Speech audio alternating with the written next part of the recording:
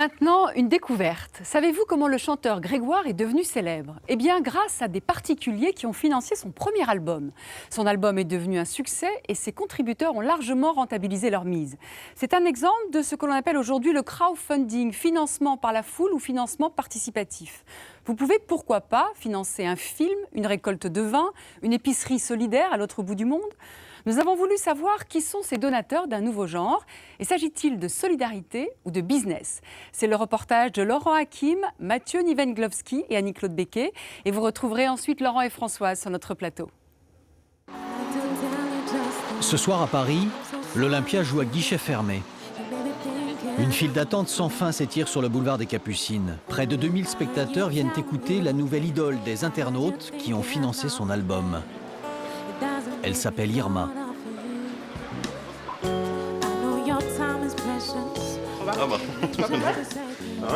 La scène mythique de l'Olympia, un rêve pour cette jeune chanteuse inconnue il y a encore 2 ans et aujourd'hui classée disque d'or.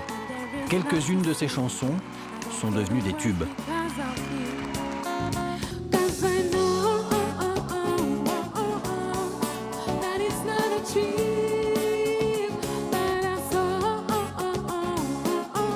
Quand des dizaines d'internautes apportent des fonds à un artiste comme Irma, on appelle cela le financement participatif. Et désormais, cette collecte d'argent ne concerne plus seulement la musique. Des agriculteurs trop endettés pour solliciter un prêt en appellent à la générosité des internautes pour financer des projets. On voit qu'il y a 194 donateurs. Voilà, oui. Vous les connaissez? Vous savez qui c'est? Non. 194 personnes? Non, je les connais pas encore. Je sais pas, j'ai pas le nom. Des laboratoires de recherche médicale boudés par les banques trouvent des fonds grâce au web et les internautes en deviennent actionnaires. Voir qu'il y a des gens qui sont embauchés, voir qu'il y a la recherche qui avance et on se sent réellement utile en fait. Dans les écoles, les lycéens apprennent l'économie solidaire et leurs dons sur le web financent des micro-entreprises dans des pays en développement. On va visiter sur le terrain. On est en train de créer des espèces de banques citoyennes universelles. Et je trouve la symbolique très forte.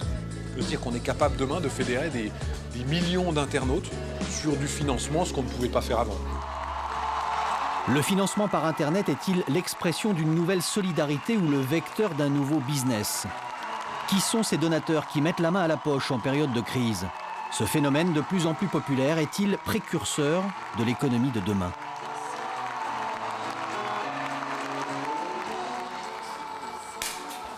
Des milliers de spectateurs, des centaines de donateurs. Pour Irma, les sorties de scène sont toujours un mélange d'émotions et de gratitude. C'est grâce à ces 416 producteurs qu'il m'arrive tout ça aujourd'hui. Si ça n'avait pas été là dès le début, ça ne serait rien passé pour moi du tout. Donc voilà, ils ont donné, ça a été l'étincelle. Et voilà, et tous les jours, je suis pleine de reconnaissance pour ces 416 personnes. Depuis son plus jeune âge, au Cameroun puis en France, Irma chante et joue de la musique dans sa chambre et se filme avec une petite caméra.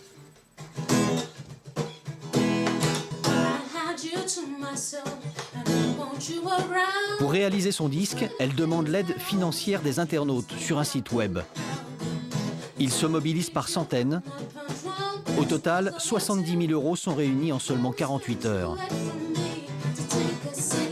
Ce site web, c'est celui de My Major Company, la start-up qui a fait connaître le financement communautaire en France.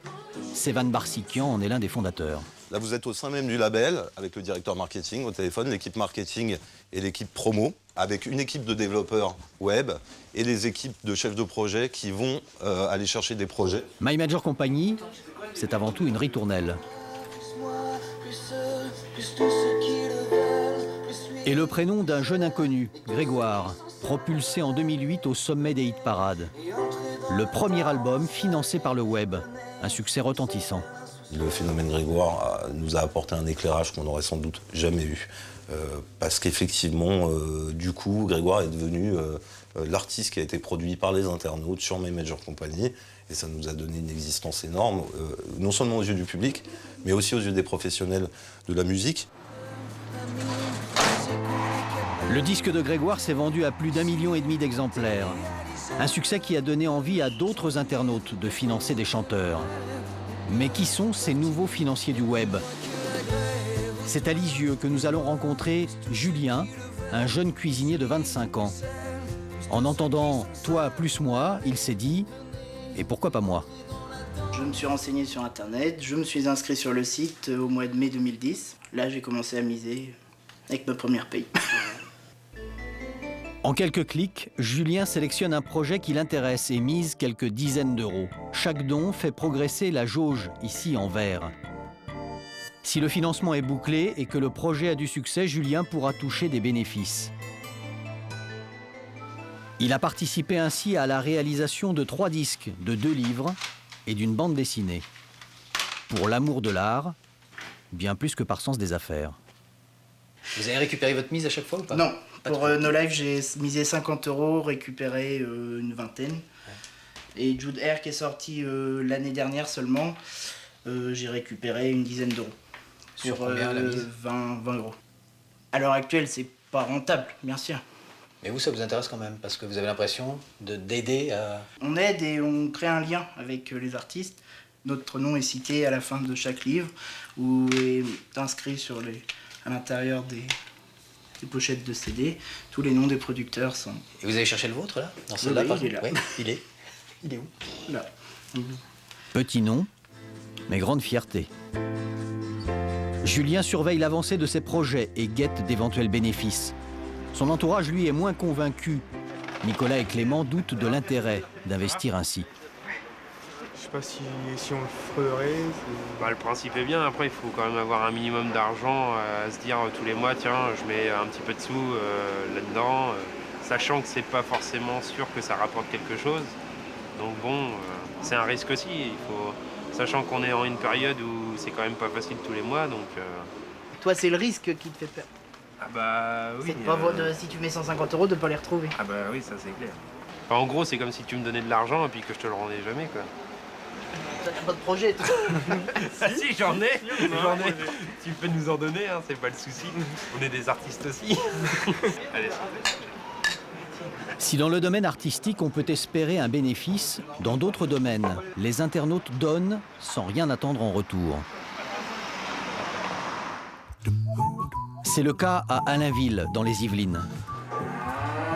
Voici Philippe Ridet et ses 75 vaches. Ensemble, ils fabriquent du fromage et toute une variété de laitage. Face au succès de ces produits artisanaux, Philippe souhaite se mécaniser. Une conditionneuse de yaourt permettrait par exemple de remplacer une succession de tâches manuelles. Bonjour. Remplissage, sertissage, étiquetage des yaourts. Du travail à la chaîne pour ces 3 employés, car le rendement est conséquent. Un bon 1000 yaourts par jour, autour de 1000 yaourts, oui. Et la machine, elle va pouvoir... Bon, elle en fera autant, sauf que ça libérera du monde. Mais la machine à yaourt n'est pas donnée, 18 000 €. Des subventions locales lui en paieront plus d'un tiers. Pour compléter son enveloppe, Philippe a donc inscrit son projet sur un site participatif. Il a demandé 8 100 €. Et à sa grande surprise, il en a déjà récolté 8 290, une aubaine pour lui qui n'ose plus souscrire de crédit. J'ai déjà pas mal d'emprunts sur le dos, je voulais pas ralourdir la barque. Et donc s'il avait fallu que j'autofinance cet achat, ça aurait pris plus de temps. Donc là, c'est vrai que les internautes me donnent un sacré coup de main. Un tel soutien financier à un agriculteur est une nouveauté en France. Et ce financement, les internautes n'en attendent rien. C'est du don, sans contrepartie. Ce qui est étonnant, c'est quand même la générosité des gens, surtout pour ce type de production. On n'a pas l'habitude. Bon, les gens donnent pour des causes, on va dire, humanitaires ou de ce genre-là, mais pour ce type de production, non, c'est une première et c'est surprenant et encourageant. Comme chaque samedi, Philippe vient vendre ses produits sur les marchés parisiens, comme ici au bord du canal Saint-Martin. C'est là qu'il retrouve d'autres petits producteurs comme lui. Bonjour. Il y retrouve aussi Hélène, qui lui a soufflé la bonne idée du financement participatif. Il nous faut la crème et la faisselle, parce qu'on fait des pommes au four avec la faisselle. D'accord, ça c'est pas un problème. Okay. Hélène était convaincue du soutien des internautes. Les consommateurs peuvent aussi un peu infléchir, alors vraiment à une toute petite échelle, mais l'agriculture qu'ils veulent pour demain. Et que les gens aient cette conscience-là et cette envie-là, je pense que ça montre quand même une évolution des mentalités, qu'on a envie d'agir sur ce qu'on veut manger demain, et pas que par la consommation, aussi par le don, aussi par quelque chose de généreux. Voilà. Merci à vous. Dans quelques jours, Philippe ira donc acheter comme prévu sa machine à yaourt. Le web a créé une relation de confiance entre les donateurs et l'agriculteur. Et voilà, ça c'est pour vous. Même si aucun contrôle n'est prévu, alors je ne dis pas que tout le monde viendra visiter, mais il sera possible de faire une visite groupée, par exemple, de visiter la ferme et d'aller voir l'outil fonctionner. Venir à la ferme, une récompense qui suffit aux internautes, car le financement participatif, c'est aussi cela, créer du lien. Ce soir, justement, dans le quartier populaire de la Goutte d'Or à Paris, une étrange réunion de donateurs se prépare.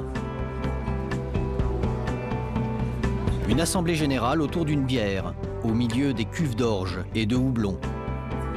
Dans le rôle du patron, Thierry Roche, un ancien créatif dans la publicité reconverti en artisan brasseur. 176 internautes l'ont aidé dans cette reconversion. C'est pas mal, 176. Au total, plus de 8200 € collectés. Chaque internaute savait dès le départ que les intérêts seraient versés en bouteilles de bière. Ça motive. Pour Chloé, ce sera 3 bouteilles de bière.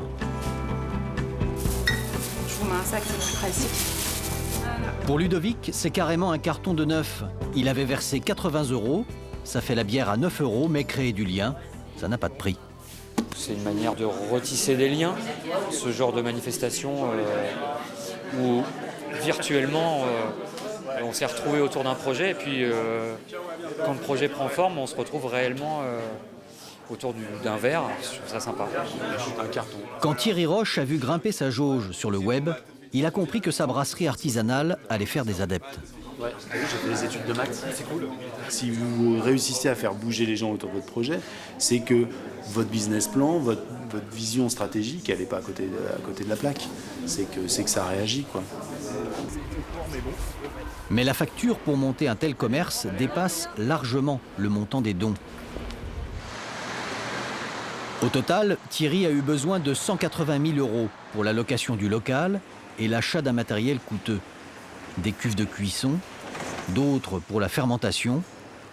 Impossible de se passer d'un crédit. Alors Thierry a joué un coup de poker avec sa banquière. La somme réunie sur le web est devenue à la fois un apport personnel et un gage de réussite. Ça a marché. Sa conseillère financière lui a accordé son prêt. Mes points de vente, je crois que j'en ai 10. Moi, je vous ai rencontré, c'était avant la clôture de la collecte, et j'avais fait le pari que ça marcherait. Cette somme, elle était intégrée dans mon budget. On dit qu'il y a 170 personnes qui ont donné de l'argent. En général, quand on va sur quelque chose et qu'on en est content, on en parle autour de nous. Donc ça fait de la notoriété et ça crédibilise le projet. Et puis on se dit, on n'est pas... Enfin, moi, en tant que banque, je suis pas la seule à avoir cru au projet.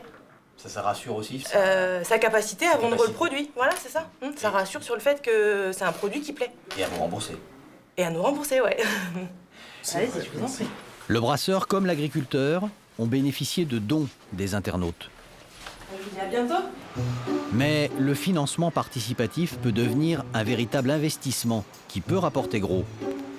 À Toulouse, ce laboratoire de recherche médicale s'est créé grâce aux internautes. C'est une première. Sans les internautes, pas de labo. La recherche médicale, c'est trop risqué pour les banques. Ici, on travaille à lutter contre les infections nosocomiales. Côté labo, les tests se font avec des liquides bleus. Côté bureau, pour les finances, l'avenir se trace au feutre rouge. Ça, plus des investissements qui vont aller augmenter. Début 2011, les deux fondateurs décrochent 300 000 € sur le web pour créer ce laboratoire. En échange, chaque investisseur devient actionnaire du labo. Stéphane Launay a investi ici 1 500 €. Bonjour. Bonjour. Stéphane Launay. Marc Leroyer, enchanté. Ravi de faire votre connaissance. J'allais presque vous dire bienvenue chez vous. Ça a été le cas pendant un moment. Un des nombreux actionnaires privés, tout à fait. Bon, t'es très content de cette opération. Et ici, Pour Stéphane Launay, ce type d'investissement donne enfin du sens à son argent. Biochimique. Moi, j'ai souvent joué en bourse. Je pense que si je fais le compte au bout de pas mal d'années, j'ai peut-être pas beaucoup gagné d'argent, pas perdu non plus, mais il y a une distance qui me plaisait plus trop en bourse. Le fait d'être là et de voir concrètement ce que ça implique, voir qu'il y a des gens qui sont embauchés, voir qu'il y a la recherche qui avance, et on se sent réellement utile en fait. Le laboratoire voudrait maintenant passer à des essais cliniques sur l'homme, mais il faut beaucoup plus d'argent.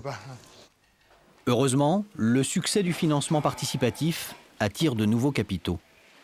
Cet apport d'argent va maintenant permettre de franchir des étapes technologiques qui maintenant nous rendent totalement cible d'investisseurs professionnels, alors là pour des volumes plus conséquents. Au milieu de l'interview, son portable sonne. Marc Lemonnier attend l'appel d'un gros investisseur anglais. 5 millions d'euros sont en jeu. Hello? Et justement, c'est lui. Hi Tim, I'm fine and you, how are you today? Mais la négociation doit rester confidentielle. So, yes. Une demi-heure plus tard, les nouvelles ont l'air plutôt bonnes. Alors ça se concrétise, ça se concrétise et là je pense qu'on est, on est dans le même bateau là. Donc c'est toujours un grand moment pour une société de voir que les investisseurs ont compris le modèle et qu'ils nous accompagnent et qu'on va créer de la valeur ensemble. Ça bouge ou quoi? Le financement participatif a donc plusieurs visages. Le don, l'investissement, l'actionnariat. Mais aux États-Unis, le système a carrément pour ambition de remplacer les banques. Nous voici à San Francisco, en Californie.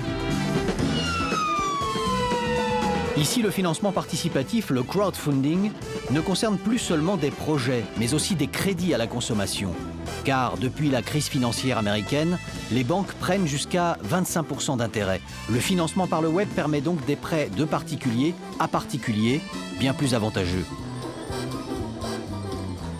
Comme 80 000 Américains, Indra Singhal prête ainsi de l'argent pour toucher des intérêts.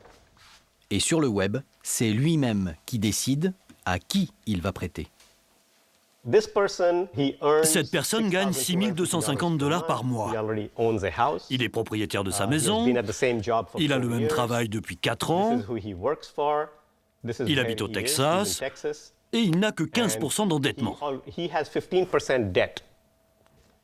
C'est bien parce que si ce taux d'endettement est trop élevé, les risques sont plus importants pour le prêteur. Ça correspond exactement à mes critères pour investir. Casting maximum, risque minimum. Indra Singhal a ainsi touché 23 500 $ d'intérêt, soit 17 000 €, c'est plus de 10% par an. Il trouve que ce système remplace avantageusement l'épargne dans une banque. Il y a 3 motivations. D'abord, vous savez que la banque n'a plus l'exclusivité des profits. Deuxièmement, vous avez de meilleurs dividendes. Troisièmement, l'emprunteur bénéficie de taux d'intérêt moins élevés. Avec ces 3 paramètres, les affaires vont mieux pour tout le monde. De là à dire que c'est prendre sa revanche sur les banques, peut-être que chez certains, cela leur traverse l'esprit et qu'ils se disent « C'est bien, je ne confie plus mon argent à la banque ». Ce système Made in USA s'appelle Lending Club, le club des prêteurs. Par contre, le créateur s'appelle Renaud Laplanche, Made in France. À force d'être surnommé le Français qui prête aux Américains, il devient quasiment un Américain. J'ai l'intention de prendre la nationalité américaine et de garder la double nationalité. Mes enfants qui sont nés ici ont aussi la double nationalité, ma femme est américaine. Et voilà, j'ai beaucoup d'amis, beaucoup de familles en France et on retourne souvent en France. Voilà, donc là on est arrivé au bureau.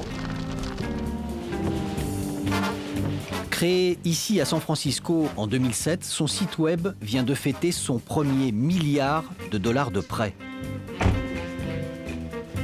Une cinquantaine d'embauches, un étage de bureaux supplémentaires. Le Lending Club est en pleine croissance. Donc ça c'est l'espace principal avec une cinquantaine d'employés qui travaillent ici, avec donc les équipes de Customer Service et vente et marketing. Côté gauche, on a les équipes de développement technologique. Ici, pas de folie des grandeurs, immeuble modeste, bureau standard, pas de guichet en marbre. L'argent est utilisé à autre chose. Des prêts à la consommation meilleur marché et des intérêts plus élevés. Voilà, donc mon nouveau bureau. Des récompenses en cascade, des articles élogieux. Renaud Laplanche passe désormais pour l'une des personnes les plus influentes de la finance américaine.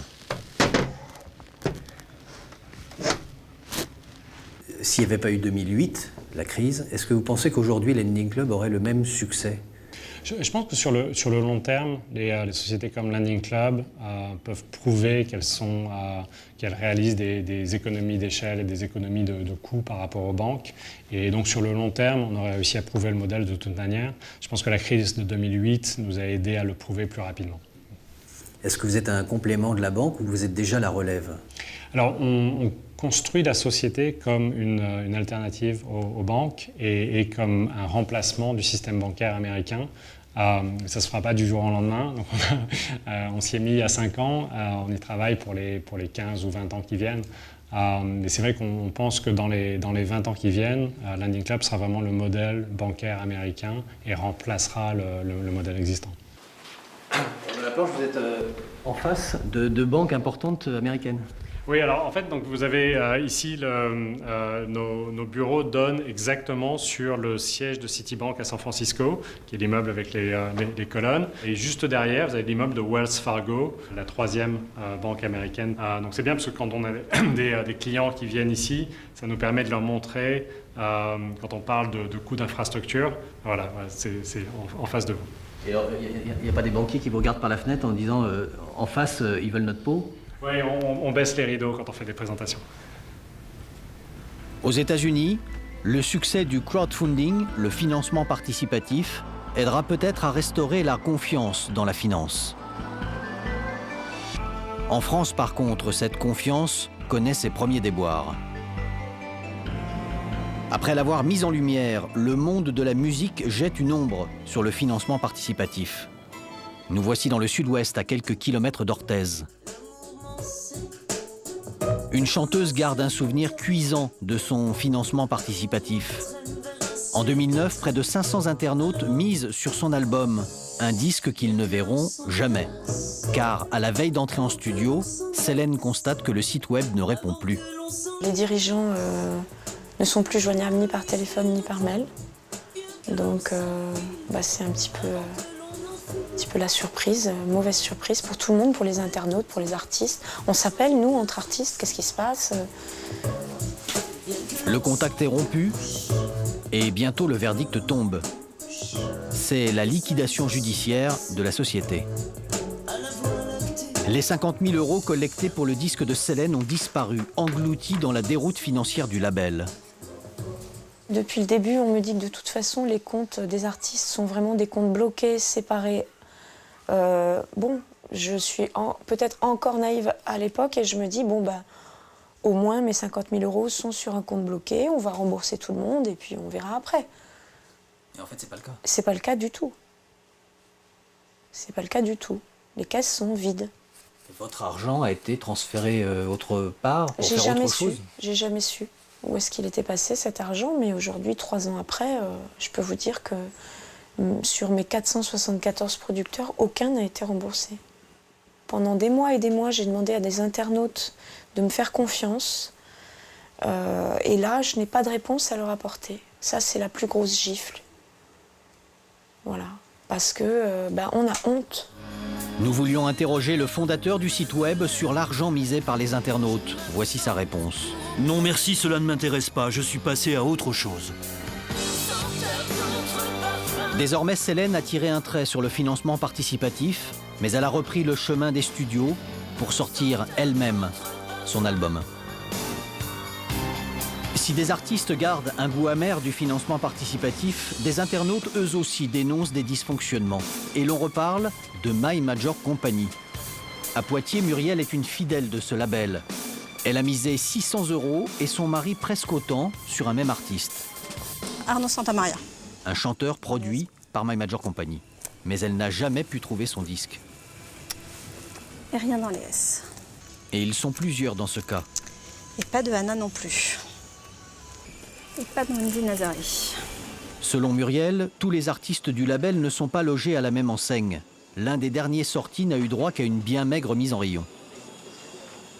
Seuls 1000 CD avaient été pressés pour distribuer sur toute la France. Et 1000 CD, je ne sais pas combien de Fnac ou de Leclerc ou d'autres enseignes existent sur la France en termes d'enseignes professionnelles du disque, mais ça me semble bien peu, quoi.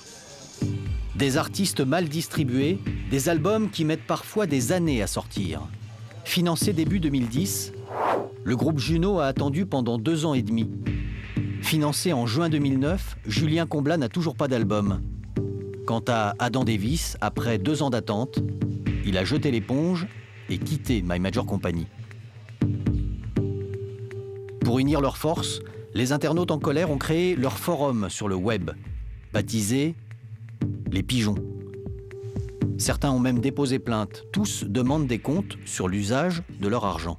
Il y a beaucoup aussi d'internautes qui ont eu l'impression de ne pas vivre le participatif qu'on leur avait promis. Qu'est-ce que ça voulait dire vivre le participatif? C'est-à-dire que sur la création de l'album, choisir les titres, choisir la pochette, et le terme producteur qui était mis partout, qui était présent partout. On a quand même une communication qui est sur le rêve, sur le participatif, et très clairement, nous sommes nombreux à ne pas nous retrouver là-dedans. Ils ont misé leur propre argent. Ils sont appelés coproducteurs. Les internautes s'attendent donc à jouer un vrai rôle. Et c'est là qu'est le malentendu.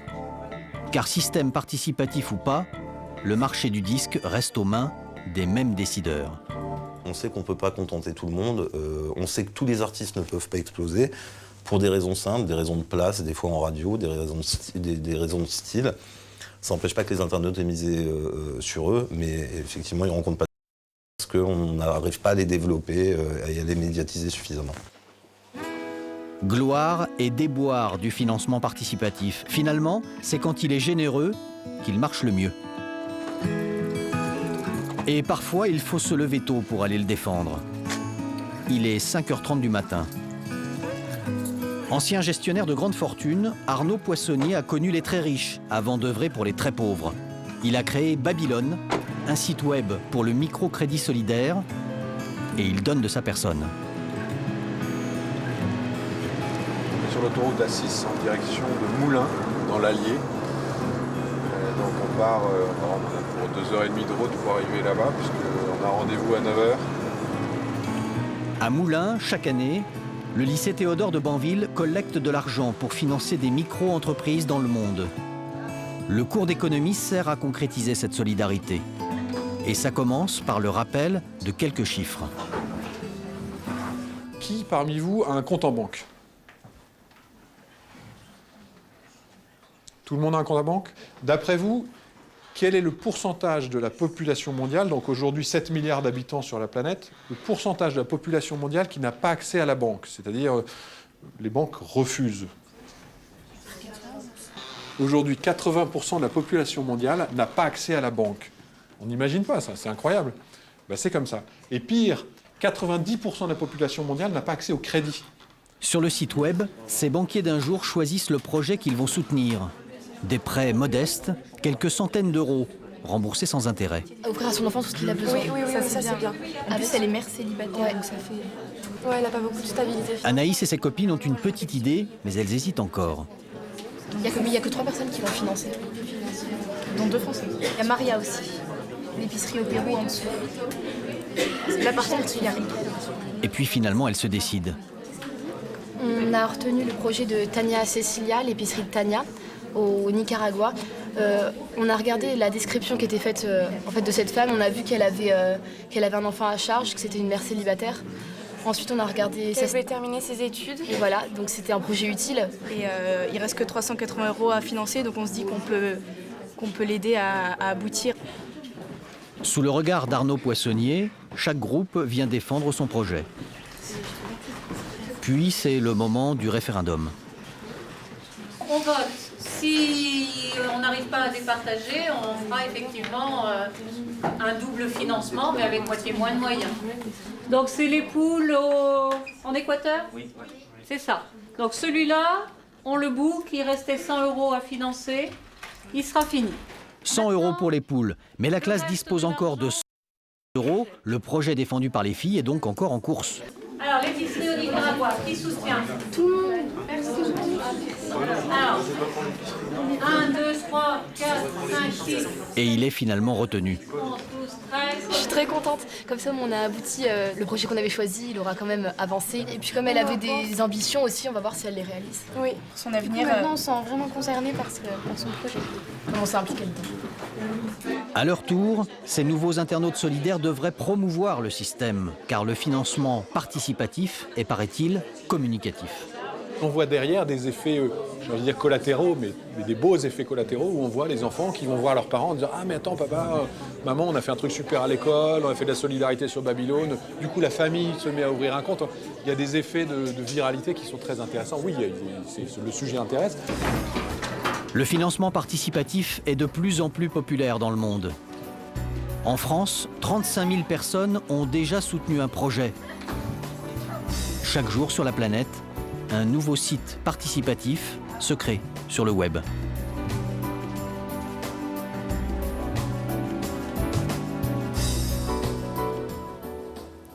Bonsoir Laurent. Bonsoir.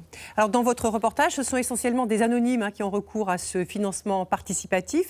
Il semblerait qu'il y ait des personnalités aujourd'hui qui aient recours à ce système. Alors qui sont-elles et pourquoi le font-elles? Alors de plus en plus, effectivement, des personnalités. Prenons l'exemple de Thierry Marx, le grand chef cuisinier. Il veut lancer une école de boulangerie qui serait gratuite. Donc il a besoin de 10 000 € pour financer les 4 premiers élèves. Il demande en financement participatif cette somme de 10 000 €. François Morel, le comédien bien connu, fait appel au financement participatif également pour lancer une série de spectacles qu'il monte à Paris pour les mois qui viennent. Et il demande 15 000 €. Mais alors pourquoi font-ils appel à ce financement? Alors l'idée c'est d'associer les gens au projet, de les impliquer, peut-être d'ailleurs de faire le buzz après pour une certaine clientèle. Une fois que les internautes ont misé, ils se sentent un peu impliqués dans la réalisation du projet. Et puis il y a forcément un effet communication, puisqu'on parle du projet avant même qu'il ait été créé, qu'il ait été monté quand c'est un spectacle ou une école de boulangerie. Alors une des révélations de votre reportage, ce sont ces prêts de particulier à particulier qui existent aux États-Unis. Est-ce que ça existe déjà en France? Est-ce que ça va concurrencer les banques? Concurrencer les banques, ce serait trop dire. Les sites participatifs qui s'occupent de ce type de financement de prêts entre particuliers sont généralement adossés à une banque de manière à garantir les sommes pour éviter les défections. Ou bien ont besoin de l'agrément de la Banque de France. Donc les remplacer, non. En revanche, il existe une plateforme en France principale qui s'occupe de prêts entre particuliers, qui revendique d'avoir déjà prêté 12 millions d'euros. Aux États-Unis, c'est déjà 1 milliard de dollars. On est encore loin. Mais, pas la même échelle. Voilà, mais ça progresse et on a entendu que ces dernières semaines, 2 ministres souhaitaient faire la promotion du financement participatif en France, le ministre de l'économie et la ministre chargée des petites et moyennes entreprises. Peut-être arriveront-ils à assouplir les réglementations qui, pour l'instant, entravent un petit peu la multiplication des plateformes de financement participatif. Merci Laurent.